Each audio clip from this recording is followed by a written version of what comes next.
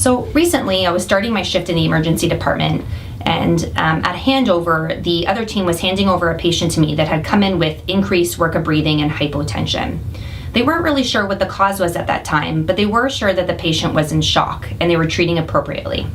So after handover, I went in to see the patient. I did an assessment and was looking over their vital signs with the critical care team, which was there to see the patient as well. So at that point, the critical care team thought that the blood pressure looked a little bit better and that the pulse pressure wasn't as wide anymore, and that clinically the patient looked a little bit better, and that they wanted to give more fluids and send the patient to the ward for further observation. So, I thought that this would be a really great time to use point-of-care ultrasound sort of guide further therapy for this patient. So when I took a look at the IVC, I actually found that it was quite large and plethoric in comparison to the aorta, and that it was collapsing less than 50%. So then I took a good look at the heart. Heart overall had normal function and looked normal.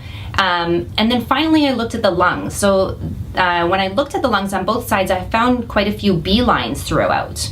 So I thought that this was really useful information because although this patient probably does need more fluids, she's got quite a bit already.